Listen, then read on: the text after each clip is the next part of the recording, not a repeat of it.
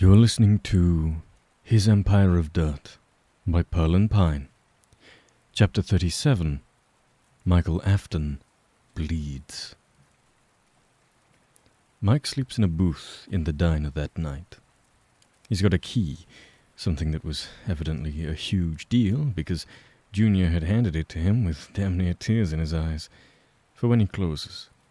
So he shimmies his tall, lanky body onto the red, torn cushions and makes sure to awaken as the sun rises, abandoning the diner before anyone comes in for the morning shift.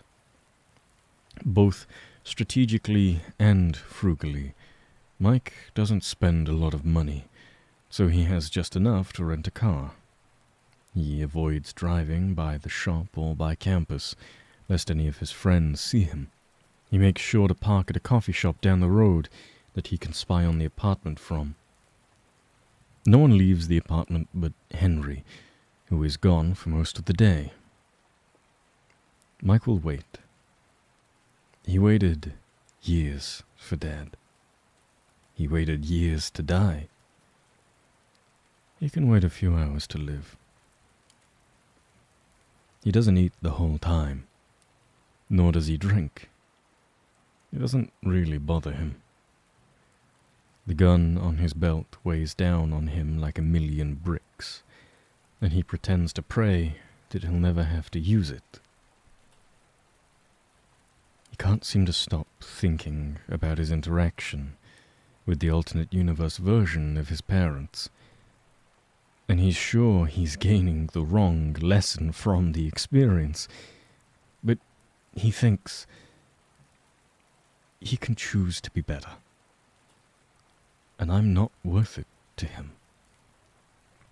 But maybe that's not right. Maybe Mike wasn't worth it to Dad. But maybe he can be worth it to Will. He conjures Henry's irate expression to his brain, and he wonders if he'd been right. Had Mike overreacted? Will's parents had just spontaneously and tragically perished, and of course his reaction especially would not be one of mundanity. Henry doesn't know Will like he thinks he does, though. Henry doesn't know that William will murder his daughter, that William will murder more than 5 children, that William will beat his son and neglect his wife. He doesn't know that William Afton will grow to be a monster. Maybe Mike had a knee-jerk reaction, but he deserves to have had one, he thinks. He has to be on edge, always and constantly with William Afton, no matter how close they are.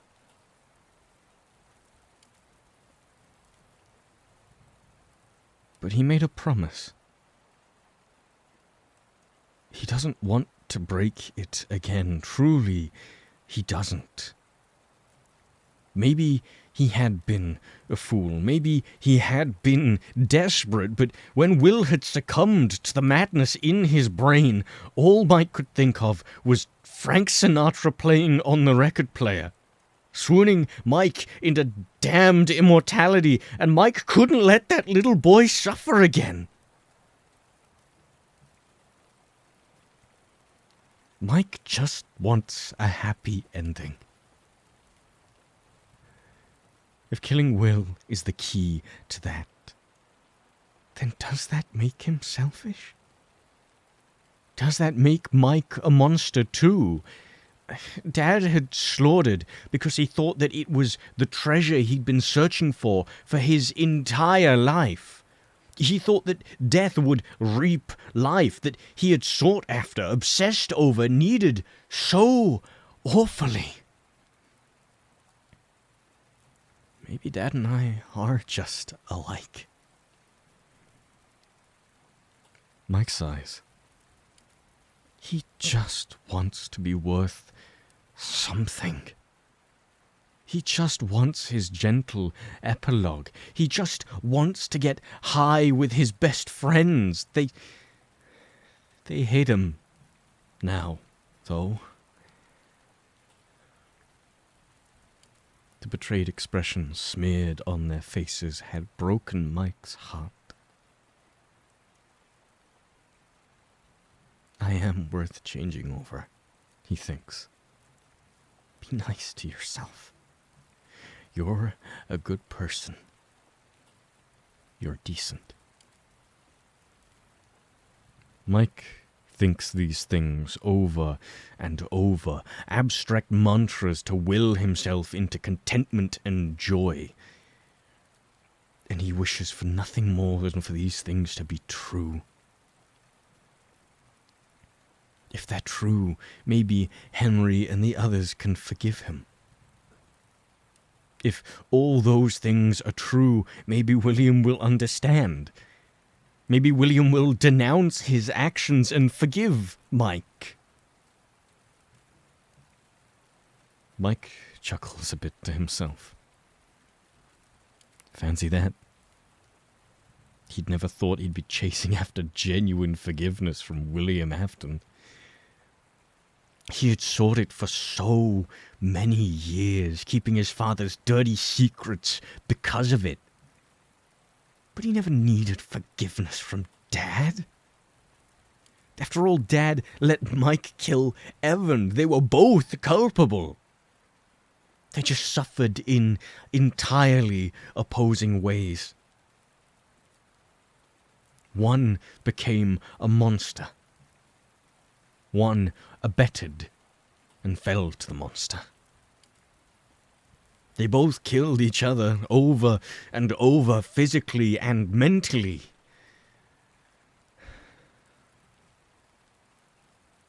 But everything has to end.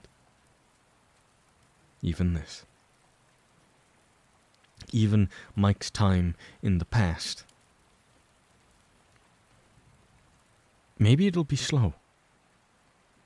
Maybe he'll be stuck in 1956, looping forever and ever, watching his best friend fall from grace. Maybe they'll all forgive each other, and Mike can live alongside his friends, watching his young self and siblings be born. He smiles. He thinks he wouldn't mind that. He could be their weird Uncle Fritz. Hey, Uncle Fritz, why do you look just like Dad? How did you two meet, anyway? Oh, Mike, Lizzie, Evan? It's just a grand coincidence. It's a small world, you know? All that matters is that we're best friends. Best friends. Mike sighs. He wonders if this is a loop. If his initial thoughts that time is repeating itself over and over had truly been correct.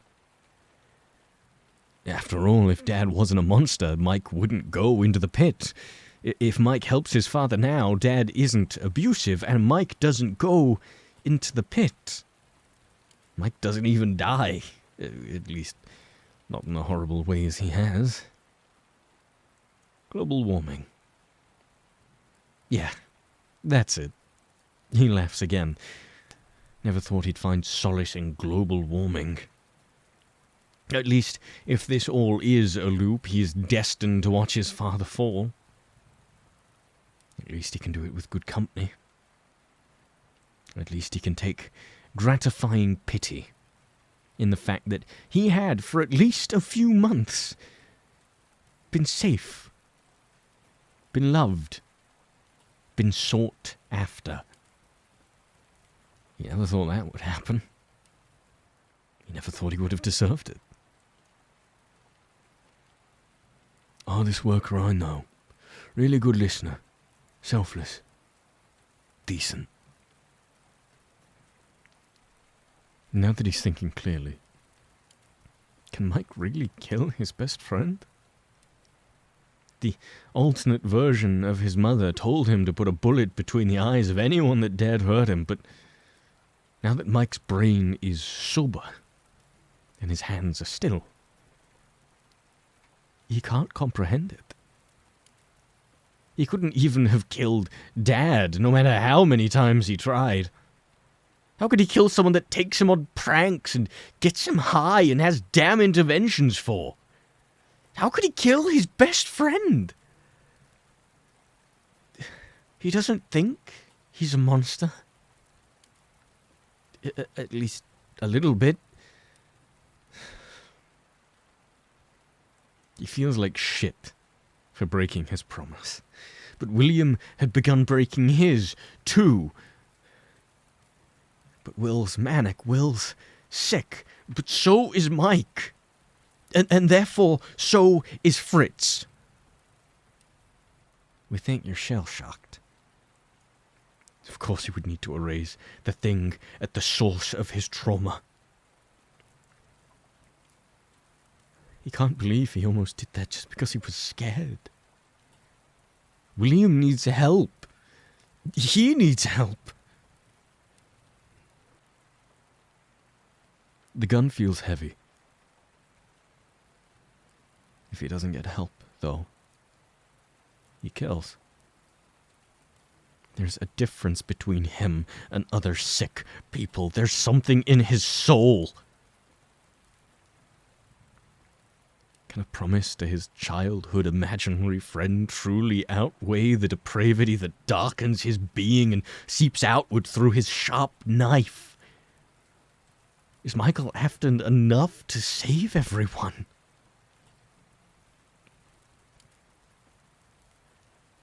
Nighttime comes, and Mike watches his friends exit the apartment. He's right, of course. Despite the chaos of the past week, William has insisted that they go out for New Year. Mike nods, gripping the steering wheel until his knuckles pale. Of course he's enough. He has to be. There's a party happening at one of the houses a bit of a ways away, where off-campus students reside, opting to stay in their imaginary mansions for winter break. Mike follows in his car, driving over a bridge that overlooks a large lake that's probably connected to the quarry.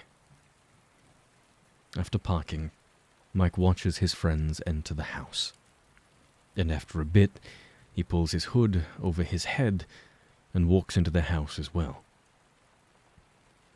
It's even bigger than the frat house that they went to for Halloween, and Mike notes that they hadn't gone to a frat house since, and wonders if William had told the group of Mike's aversion to it, and perhaps they all silently and unanimously decided not to go to any more for Mike's benefit. But Mike manages to find his friends in the crowd. William has taken a shot glass in his hand, but Clara gently smiles and shakes her head, taking it from him. He narrows his eyes at her, but relents. In retaliation, though, because William Afton always has to win, even when he loses, he wraps his long, strong arm around her waist, restricting her movements, bringing her so close to him that Mike thinks that she can hardly breathe. He realizes that his friends are smarter and more privy to Will's mental health than he had thought. They're indulging him in going to the party, yes, but they're not letting him drink. After all, Clara will be a doctor. And even she does not know how alcohol and drugs affect William's mental health. Mike thinks of the coke, though. But then thinks of Clara's red face. And he realizes that it had all happened so quickly, that William Afton was so in control of the situation that there was no stopping what could have happened. Here, surrounded by the public, surrounded by each other, they can keep Will in check.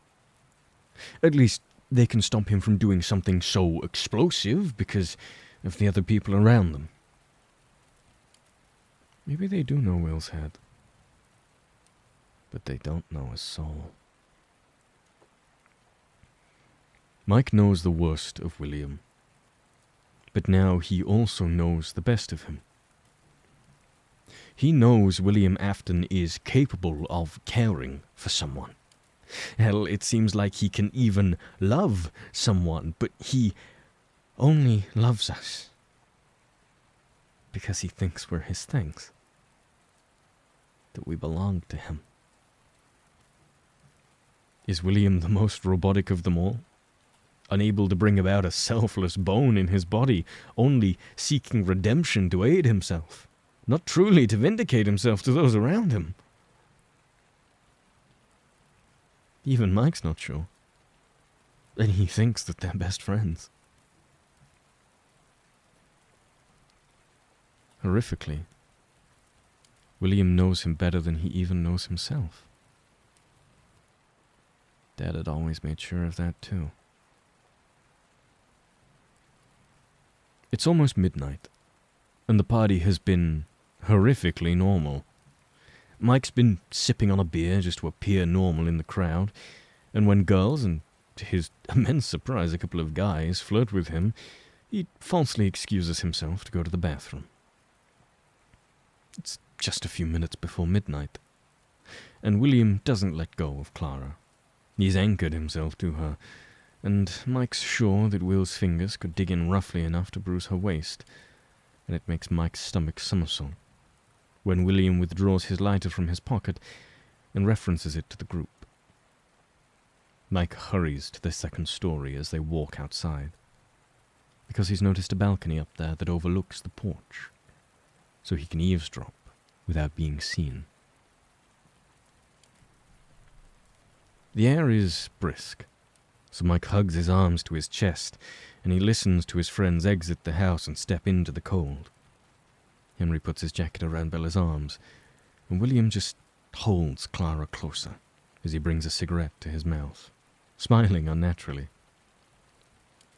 "Well, we've got to talk about it," Henry begins, but William scoffs. "I am so horrifically apologetic if I do not wish to discuss our roommate trying to damn murder me," he retorts. Mike frowns as smoke begins to fill the air. "Well, you're not the only one that was affected by that," Bella laments. "I mean, I know it happened to you, but it was so out of character for him. You guys think Fritz is okay?" William rolls his eyes. "Who gives a damn? Bloody murderer." Mike imagines pressing the gun to underneath his own chin and mercifully pulling the trigger. "You're too damn nice, Barnett." The words have venom in them. "Don't speak to her like that," Henry says, an uncharacteristic warning at the edge of his voice. "What?" William says with a laugh, and he tightens his grip around Clara even further. "Punch the blighter and now you're the hero, Emily." "Hey," Bella says, her voice entirely void of cordiality. "Will, we've got to talk." "I don't want to." "It's not just about you." "Of course it is!" he snaps, and he's lost control of his facade, and Mike hears him cackle. "Of course it is. My parents were killed. Fritz tried to stab me. I never said to kick him out before we could interrogate the bastard, but Henry here just had to lob him out onto the street like rubbish." "William," Henry says, and he folds his arms across his chest. "Do you know everything we've done to help you? I saved your life, and now you think I'm just going to kick out our best friend onto the street because I felt like it? He could have killed you. He almost killed you because he had an episode just like you. And I was a bastard enough to kick him out. I looked for him all day. I kicked him out while knowing he is shell-shocked because all I've been allowed to focus on for the past week is you. I hurt our best friend because I don't even know how to think anymore. You know what I keep thinking about, though? He said he wanted to stop us from dying. Why'd he say that, huh?" William rolls his eyes. "Because she's a bloody liar and a coward." Mike imagines the bullet will be his best friend. and the fires of hell will at least provide him with uncanny warmth. Scared me once again, Emily. Will, we have been trying and trying to speak to you about your parents and about Fritz, but all you do is ignore the topics. But you have to know that your health and your actions affect the people around you, Bella says, and William has the audacity to laugh at her. Don't laugh at her, Clara mumbles, and William looks down on her, just like he will in a couple of decades, first from their wedding, then from the grass above her casket. Did you say something, darling? He sounds like a hyena upon a limping antelope, and the sound of his voice condescending. Clara wrenches herself away from him. You let go, she protests, and her voice is finally loud again, tears threatening to choke her. What the hell are you doing? I don't got a single clue. You have been having a fucking episode for days. And I am trying to help you, and maybe I'm being selfish for feeling like shit, because I can't even imagine what you're going through, but you fucking affect the people who love you, Will. Clara slams her foot against the wood of the porch. I don't know how to help you. Not like Fritz does. I don't know, Will, you've just been scaring the shit out of me, and it's like you get off on it. William laughs so loud that he has to clutch his stomach.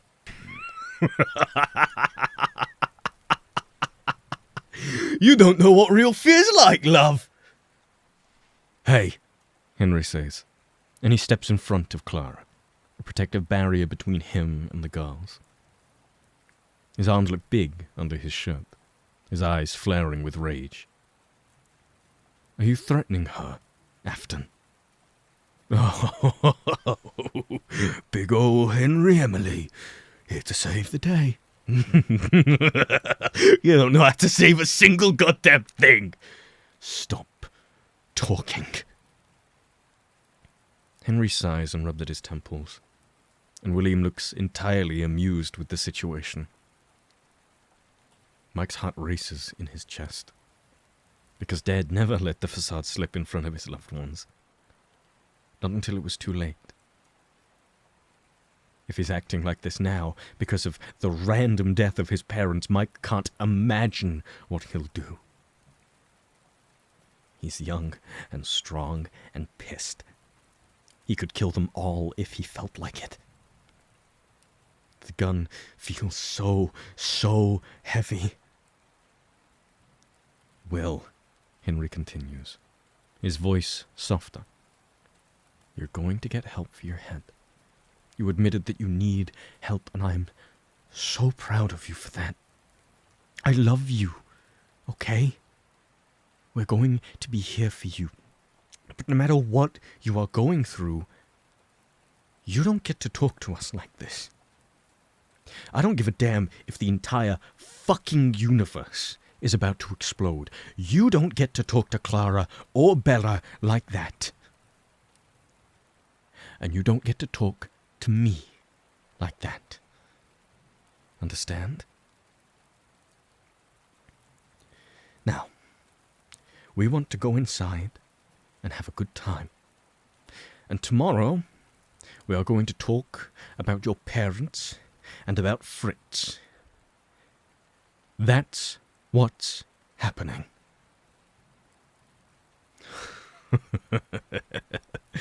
Oh, Fritz isn't here to whisper fake self-assurances in your ear. And now you've got to compensate by being the leader, eh?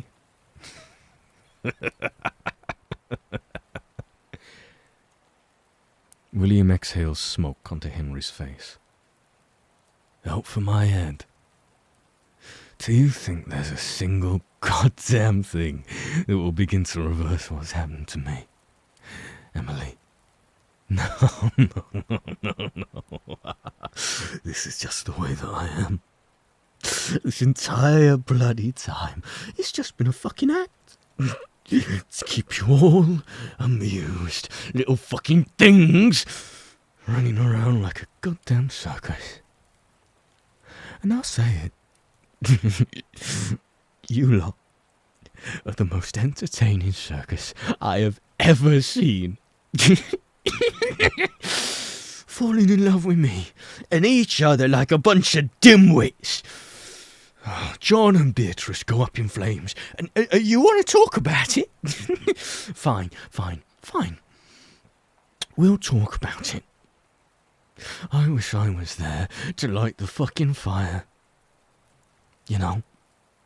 You think you know what's in my brain? And from reading my journal, eh? Do you know what I've gone through? I went through bloody hell, Emily. I've got no problem letting anyone else go through it so that my things don't break.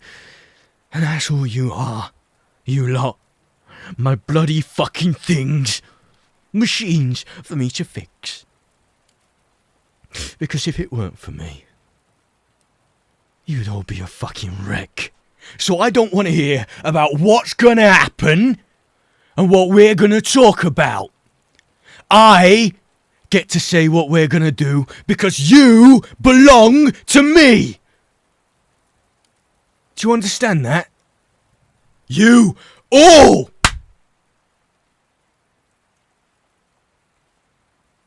Clara walks out from behind Henry and slaps William across the face. He hardly flinches as his cheek reddens from the impact. Happy fucking New Year, Will. She spits and makes her way into the house. Bella glares at Will before chasing after Clara, and Henry stands there, fuming. Is this really how you want to end the year? He demands, and William's face softens, and he reaches a hand out to Henry. And Mike knows that if William apologizes, Henry will forgive him. Because Henry will always forgive him. And William knows this. His lips trying not to curl into a smile. I'm sorry, love, he mutters, his hands tracing into Henry's hair. You forgive me, don't you?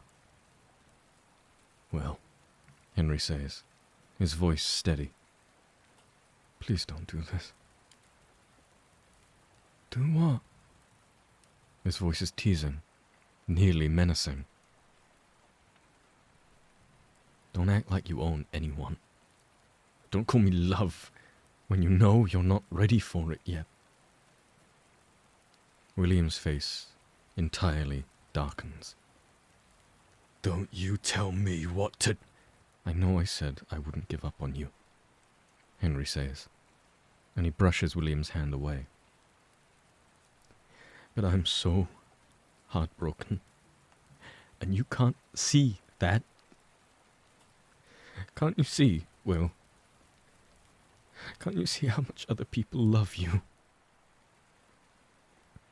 Mike knows now that William, while he's like this, will never, ever be able to see that he is loved. Oh, you're such a fool! Bye, Will, Henry plainly says, and Mike realizes that Henry had curled his hands into fists, and his fists shake as he walks back into the house, slamming the door behind him. Mike thinks that Will would be bemused by the situation, but then rage gathers behind his face. There's probably a few sources of his anger. At himself letting the situation get the best of him, at his friends for not realizing their things, at his parents for all of it, at Mike for trying to kill him. He angrily huffs his cigarette as he peers his grey eyes into the night sky, like a wolf trying to find its prey. He needs help, Mike realizes. He needs so much help. But now that he considers himself free, he'll never seek it himself. Mike has to do it for him.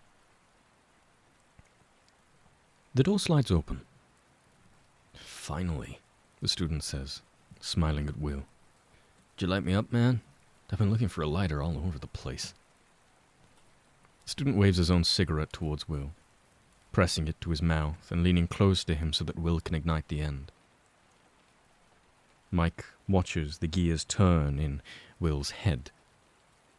And just as he had plotted to kill Charlotte, he too plots to do something to this stranger. Mike rises, his limbs feeling detached from his body. "Of course," Will says, and he raises the lighter, the flames reflected back in his dark eyes. "Thanks, man. I appreciate it." The student exhales smoke as he leans against the deck. "So, do you—" He is promptly interjected by William grabbing him by the collar and striking him against his face with a curled fist. He shrieks and tries to defend himself, but no one can defend themselves from William Afton when he's out for blood. William pushes him onto the floor, and while on top of him continues to punch him, and soon blood pours from the poor kid's mouth. And Will's laughing while he does it. The gun is so immeasurably heavy as Mike rushes out from the balcony, down the stairs, and out to the deck. By the time he arrives, the student's face is blue, and William's hands are wrapped around his neck. "Everything fucking breaks, doesn't it?" he taunts, his face warped into a malevolent smile. "Will!" Mike screams, and he sprints forward and tackles William off of the kid. The student yelps and scampers away, searching for raspy breaths like they could be his last. William sneers as he and Mike roll away from the puddle of blood that had been accumulating. "Here to finish the job," Will taunts, and he shoves Mike off of him. He doesn't know Mike has a gun. He doesn't know that Mike could end this right here, right now. "Well," Mike cautiously says, holding his hands up in resignation, "I don't want to do this. I'm sorry. I got triggered by something. By everything. And I should have never taken out what my dad did to me onto you. But I should have, because you're gonna do the same thing. You're gonna take... And I'm sorry. I'm your best mate, and I know you need help. Come on. Let's get out of here, and I'll get you help. We'll both apologize to the lot of them, and it will be okay." "Fritz," William taunts, wiping his mouth and swaying on his feet. "You know, you had that knife, and I was so proud of you.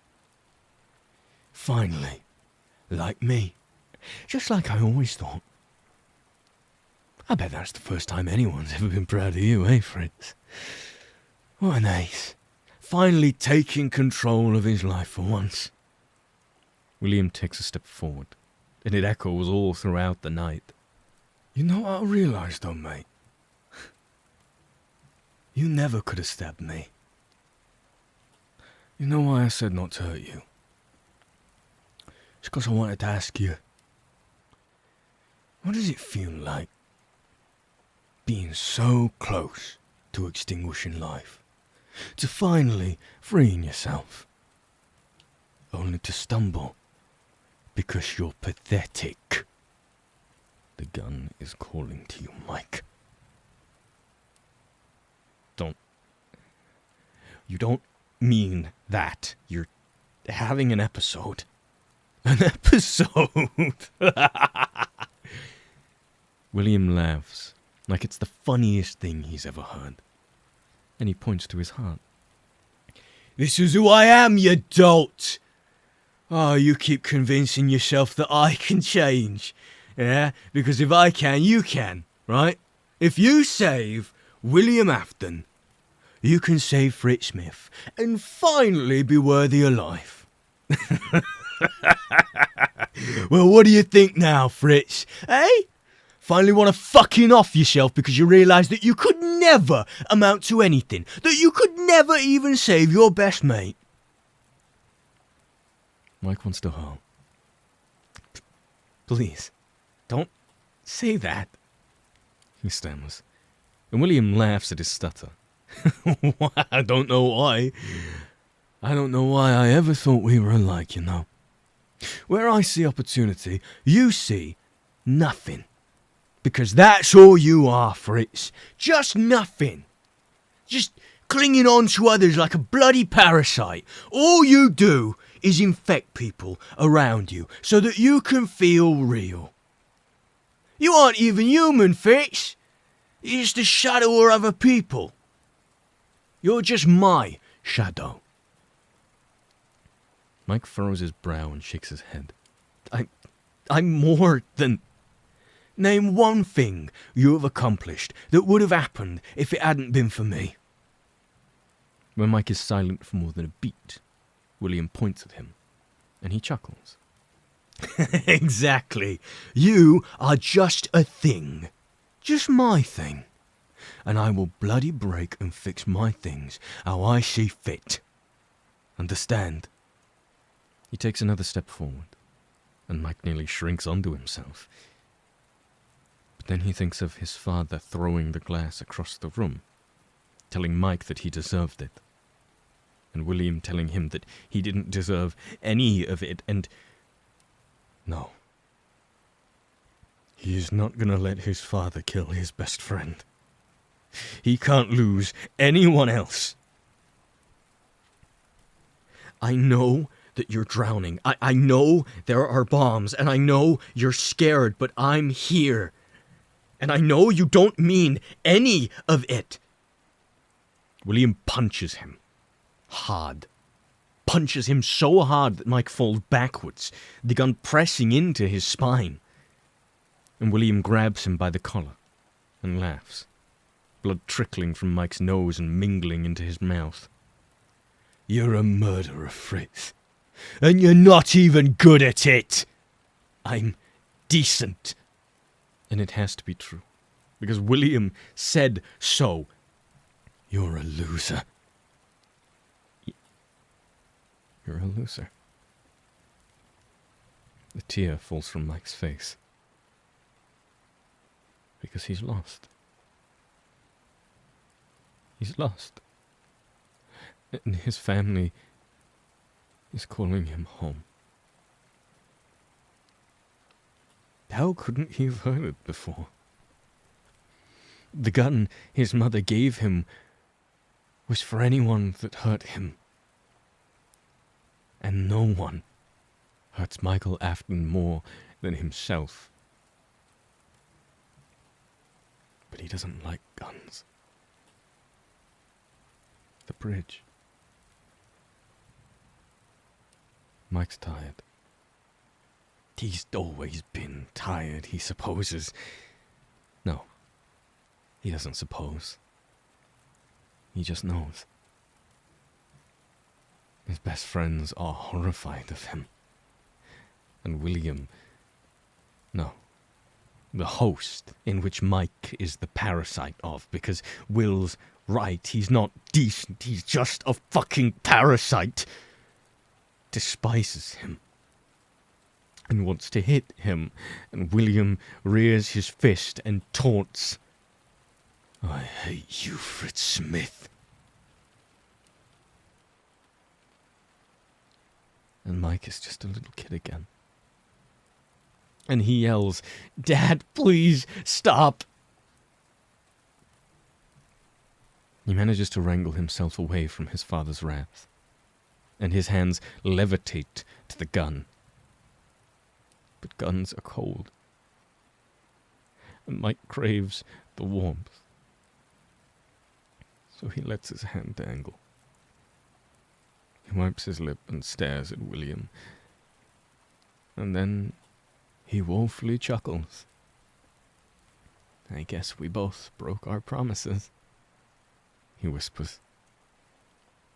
And William just stands there, like a powered-down animatronic. And then Mike leaves. The bridge is so close. I'm coming home.